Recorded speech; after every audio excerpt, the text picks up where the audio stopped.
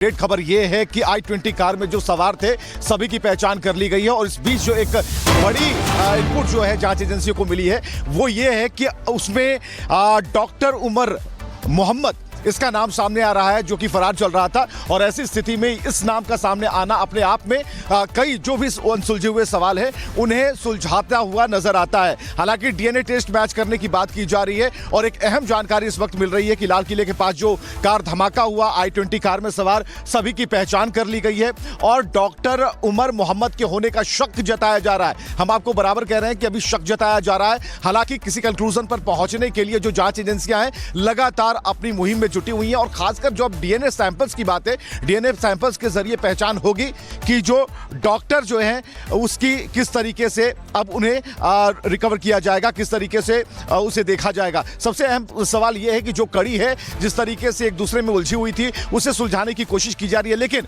अब फरीदाबाद मॉड्यूल के जो तार हैं उसे जुड़ते हुए नजर आते हैं। डॉक्टर उमर जम्मू कश्मीर का रहने वाला है जिसकी कुछबीन जारी थी और ऐसे में जो शक है उसी के ऊपर आकर टिकता है। ऐसे में उमर फरीदाबाद टेरर मॉड्यूल का एक मेंबर था। फरीदाबाद मॉड्यूल में फरार चल रहा था उमर मोहम्मद और इस वक्त जो एक अहम जानकारी है उसमें फरीदाबाद मॉड्यूल से इस पूरे धमाके के तार जुड़े हुए हैं और इस धमाके की सभी कड़ी को खोलने का काम, डिकोड करने का काम जो जांच एजेंसियां हैं वो अपने तरीके से कर रही हैं। हालांकि इसके बारे में जो बैकग्राउंडर रिपोर्ट है वो ये बता रही है कि उमर जम्मू कश्मीर का रहने वाला है जिसकी खोजबीन की जा रही थी और इस वक्त जो एक बड़ा खुलासा है इस बात को लेकर के कि अब डीएनए सैंपल्स के जरिए पहचान होगी, क्योंकि अभी शक है, यकीन में उसे बदलने के लिए जरूरी है कि डीएनए सैंपल्स की जांच की जाएगी। तो एक अहम जानकारी इस वक्त हम आपको दे रहे हैं। लेकिन इस बीच एक और बड़ी खबर आ गई है कि दिल्ली पुलिस ने कई रूट के सीसीटीवी फुटेज खंगाले और इन सीसीटीवी फुटेज के आधार पर अब उन लोगों की पहचान की जा रही है, क्योंकि बदरपुर बॉर्डर से लाल किले तक रूट की जांच की जा रही है। सुनहरी मस्जिद पार्किंग का फुटेज बारीकी से देखा गया क्योंकि यहीं पर सुनहरी मस्जिद पार्किंग में वो कार i20 खड़ी थी। आउटर रिंग रोड से कश्मीरी गेट तक कैमरे को चेक किया गया है। 200 पुलिसकर्मियों ने फ्रेम द फ्रेम चेक की है और रूट ट्रेसिंग से कार की मूवमेंट की जो टाइमलाइन है उसके बारे में पता लगाया जा रहा है। यानी कि जो तीसरी ब्रेकिंग न्यूज है वो इस बात को लेकर है कि 200 ऐसे चेक पॉइंट से जहां पर जो सीसीटीवी लगे हुए थे उन्हें अब तलाशा जा रहा ताकि यह पता लगाया जा सके कि इस कार की मूवमेंट कैसे थी, कहां थी और 3 साढ़े 3 बजे के बीच में यह कार कैसे सुनहरी मस्जिद की पार्किंग में आके लगी, कौन कौन लोग आए थे इस गाड़ी में, फिर कौन लोग सवार हुए और कैसे ये जो पूरा यूनिट है वो निकल पड़ता है और बिल्कुल ही एक बड़ा धमाके के तौर पर ये सामने आता है। हालांकि कार किसने खरीदी, किसने बेची और वो रहने वाला कहां था सर। और इस वक्त एक और बड़ी खबर है कि पुलवामा की तारिक ने कार खरीदी थी और तारिक को हिरासत में लिया गया है। तो एक बड़ी जानकारी इस वक्त हम आपको दे रहे हैं। हर पल एक अपडेट सामने आ रही है जिसमें कि अब जो जांच का जो कारवा है वो बढ़ता हुआ नजर आता है और जांच अब डीएनए टेस्ट की तरफ बढ़ती है, उन सीसीटीवी फुटेज को खंगालने में जुटती है जो 200 ऐसे फ्रेम को चेक किया जा रहा है। तो एक अहम जानकारी हम आपको बता रहे हैं। इस वक्त जो एक बड़ी खबर है कि कार में विस्फोटक फिट कर धमाका किया गया।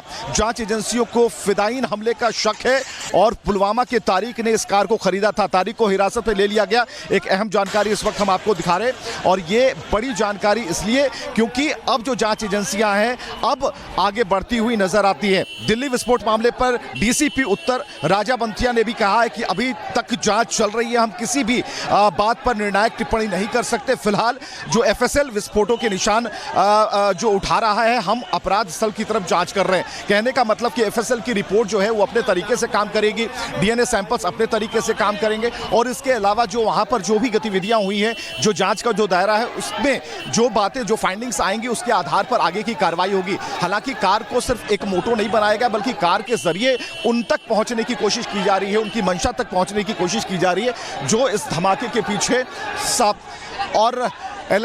और एक बड़ी खबर हम आपको अब बताने जा रहे हैं। एक और अहम जानकारी इस वक्त सामने आई है और ये जानकारी कहती है कि स्पेशल सेल ने फरीदाबाद क्राइम ब्रांच से संपर्क साधा है। दिल्ली स्पेशल सेल ने विस्फोटक जानकारी मांगी है। जेके पुलिस से भी विस्फोटक रिकवरी का डेटा तलब किया गया और शुरुआती जांच में अमोनियम नाइट्रेट की 12 मिली थी। तो कुल मिलाकर ये कहा जा रहा था, लेकिन दोपहर 12 बजे तक पहली एफएसएल रिपोर्ट आने की उम्मीद जताई जा रही है। यानी कि दोपहर के 12 बजे तक का इंतजार करना होगा, उससे पहले गृह मंत्रालय की मीटिंग है और गृह मंत्रालय की मीटिंग के बाद एफएसएल की जो पहली रिपोर्ट है वो सामने आ जाएगी और उस रिपोर्ट में क्या खुलासा होता है ये देखना होगा, क्योंकि अभी जो जितनी भी बातें हैं वो हवा हवाई हैं, लेकिन इसको आधार बनाया जा सकता है तब जब इसकी रिपोर्ट सामने आएगी कि अमोनियम नाइट्रेट था या फिर इसमें क्या ऐसा एक्सप्लोसिव था, उसकी इंटेंसिटी कैसे इतनी भयावह हो गई, ये सारी बातें सामने आएंगी। कोमल भी हमारे साथ जुड़ी हुई है एलएनजेपी अस्पताल के पास से और पुलवामा से 2 संदिग्धों के उठाए जाने की भी खबर है, क्योंकि ये गाड़ी जो है पुलवामा में बेची गई थी। तारिक को गिरफ्तार किया गया। अब तारिक की निशानदेही पर 2 और लोगों को उठाया गया है, वहां से उसे हिरासत में लिया गया और लगातार पूछताछ तारिक से की जा रही है ताकि जो अंदर जो तथ्य छिपे हुए हैं उसे उजागर किया जा सके। और ऐसे में एक बड़ी कड़ी जो है वो खुलती यहां पर नजर आती है, क्योंकि चौतरफा जो जांच एजेंसियां हैं काम कर रही है। एक तरफ छापेमारी चल रही है, एफएसएल अपनी रिपोर्ट 12 बजे तक तैयार कर देगी, इधर डीएनए सैंपल्स की बात हो रही है, तो हर एक एंगल से जांच चल रही है और जो धमाका हुआ उसकी इंटेंसिटी के बारे में पता लगाया जा रहा है। तो और सबसे बड़ी बात स्क्रीन पर हम आपको दिखा रहे हैं जिन संदिग्धों को उठाया गया उसकी स्क्रीन पर हम तस्वीरें हम आपको दिखा रहे हैं और ये तस्वीरें ये बता रही हैं कि इसमें एक बड़ा नेक्सस काम कर रहा था, एक बड़ा संगठन काम कर रहा था जो कि इतने बड़े धमाके के पीछे पूरे सुनियोजित तरीके से इसे अमली जामा पहना रहा था। तो पुलवामा से 2 संदिग्धों को उठाया गया, स्क्रीन पर उसकी तस्वीरें आप देख पा रहे हैं। जिन संदिग्धों को उठाया गया तारिक और आमिर से पूछताछ की जा रही है। एलएनजेपी अस्पताल आपको लिए चलते हैं जहां पर कोमल हमारे साथ जुड़ी हुई है, वहां के क्या हालात है कोमल बताएंगे। Over to you. जी जी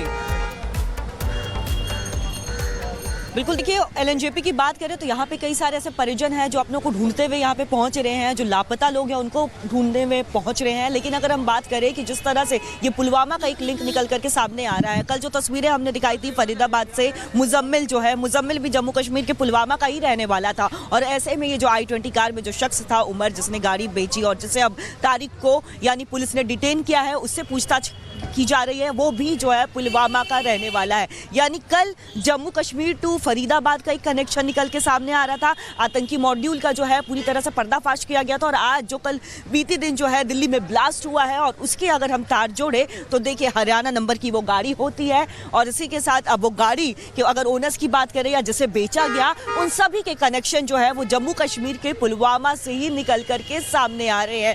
सुरक्षा एजेंसियां जो है फिदायन हमले की बात कर रही है, उसी की आशंका जो है वो जताई जा रही है। हालांकि देखिए तस्वीरें जो है वो 12 बजे के बाद ही क्लियर हो पाएगी जब एफएसएल की रिपोर्ट आएगी, लेकिन शुरुआती जांच में देखिए यही निकल के सामने आ रहा है कि ये अमोनियम नाइट्रेट हो सकता है। एफएसएल की जब रिपोर्ट सामने आ जाएगी तब कुछ कहना होगा। लेकिन इस बीच अगर यहाँ पे बात करें तो देखिए एक तरफ जो है अमित शाह बैठक करेंगे, 9:30 बजे के करीब वो बैठक उनकी होगी और वहीं दूसरी तरफ अलर्ट की बात करें तो सभी को यहाँ पे अलर्ट नजर आ रहे होंगे। यहाँ पे अगर हम दिखाएं तो देखिए सीपीजी इस तस्वीरों को दिखाइए, यहाँ पे जो है बाकायदा पुलिस सुरक्षा जो है वो बढ़ा दी गई है, पुलिस चौकसी देखने को मिल रही है, खासतौर पर उन इलाकों में जहाँ पे जो बाजार का इलाका है, रेलवे स्टेशन का इलाका है, बस स्टैंड का इलाका है, अस्पताल का इलाका है, वहाँ पे भी आपको जो है सुरक्षा व्यवस्था बढ़ा दी गई है। एक बार फिर से ये तस्वीरें दिखाएंगे। जो पुलिस की संख्या है एलएनजेपी के बाद वो देखिए लगातार बढ़ती चली जा रही है। जब हम सुबह आए थे यहाँ से तस्वीरें दिखा रहे थे, उसके मुकाबले अभी की जो संख्या है वो बढ़ती जा रही है। यानी सुरक्षा एजेंसियाँ, लोकल पुलिस की बात करें, इंटेलिजेंस की बात करें, वो पूरी तरह से अलर्ट में है और उन जगहों पर अलर्ट है जैसे कि बाजारों की बात करें, चौराहों की बात करें,